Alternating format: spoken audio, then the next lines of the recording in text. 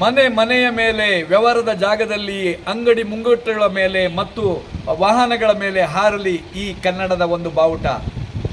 ನೋಡಿ, ಯಾರ್ಯಾರೋ ಏನೇನೋ ಮಾಡ್ತಾರೆ, ಆದರೆ ನಾಡಿಗಾಗಿ ಒಂದು ಬಾವುಟನ ಹಾರ್ಸೋಕ್ಕಾಗಿಲ್ಲ ಅಂತ ಹೇಳಿದ್ರೆ ನಾವು ಸ್ವಾಭಿಮಾನಿ ಕನ್ನಡಿಗರೇ ಅಲ್ಲ.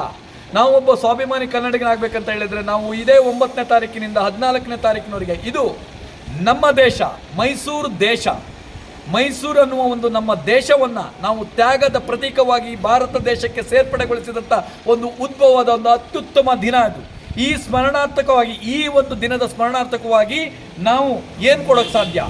ಹೋರಾಟಗಾರರೆಲ್ಲ ಹೋರಾಟ ಮಾಡಿದರು, ಅದನ್ನ ಸೇರ್ಸಲಿಕ್ಕೆ ಮಹಾರಾಜರು ಅವರ ಒಂದು ಕೊಡುಗೆಯನ್ನು ಕೊಟ್ಟರು. ಆದರೆ ನಮ್ಮ ಕೊಡುಗೆ ಏನು? ಅಟ್ಲೀಸ್ಟ್ ಈ ಒಂದು ಕನ್ನಡ ಬಾವುಟವನ್ನಾದರೂ ನಾವು ಒಂದು ಪ್ರತಿಯೊಬ್ಬ ಮನೆಯ ಮೇಲೆ ಹಾರಿಸುವ ಮುಖಾಂತರವಾಗಿ ಈ ನಾಡಿನ ಒಂದು ಅಸ್ಮಿತೆಯನ್ನು ಕಾಪಾಡುವ ಮುಖಾಂತರವಾಗಿ ನಾವು ಈ ನಾಡಿನಲ್ಲಿ ಒಗ್ಗಟ್ಟಾಗಿದ್ದೀವಿ ಅಂತ ತೋರಿಸುವ ಮುಖಾಂತರವಾಗಿ ಪ್ರತಿಯೊಂದು ಮನೆಯ ಮೇಲೆ ನೀವು ಮಾಡುವಂಥ ವ್ಯವಹಾರದ ಜಳದಲ್ಲಿ ಮತ್ತು ನಿಮ್ಮ ವಾಹನದಲ್ಲಿ ಇದೇ ತಿಂಗಳ 9ನೇ ತಾರೀಕಿನಿಂದ 14ನೇ ತಾರೀಕಿನವರೆಗೆ ನೀವು ಈ ಒಂದು ಕನ್ನಡ ಬಾವುಟವನ್ನು ನಿಮ್ಮ ಎಲ್ಲ ಕ್ಷೇತ್ರದಲ್ಲಿ ಬಳಸುವಂಥ ಕೆಲಸ ಮಾಡಬೇಕು.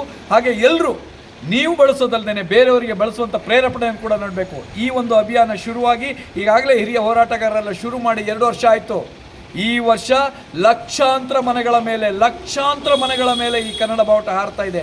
ನೀವೆಲ್ಲರೂ ಮನಸ್ಸು ಮಾಡಿದ್ದೆ ಹೌದಾದರೆ ಈ ಏನು 7 ಕೋಟಿ ಕನ್ನಡಿಗರಿದ್ದಾರೆ, 7 ಕೋಟಿ ಕನ್ನಡಿಗರ ಮನೆ ಮೇಲೂ ಕೂಡ ಈ ಒಂದು ಬಾವುಟವನ್ನು ಹಾರುವಂಥ ಒಂದು ಕೆಲಸ ಆಗಬೇಕು. ಈ ನಿಟ್ಟಿನಲ್ಲಿ ನೀವೆಲ್ಲರೂ ಈ ಒಂದು ಅಭಿಯಾನಕ್ಕೆ ಕೈ ಜೋಡಿಸ್ತೀರಿ ಅಂತ ಹೇಳ್ಬಿಟ್ಟು ನಿಮ್ಗೆಲ್ರಿಗೂ ನಮಸ್ಕಾರ. ಕೈ ಜೋಡಿಸಿ. ನಿಮ್ಮ ಪರಿಚಯ? ಡಾಕ್ಟರ್ ರವಿ ಶೆಟ್ಟಿ ಬೈಂದೂರು, ಕರ್ನಾಟಕ ರಾಜ್ಯ ಕಾರ್ಮಿಕ ಪರಿಷತ್.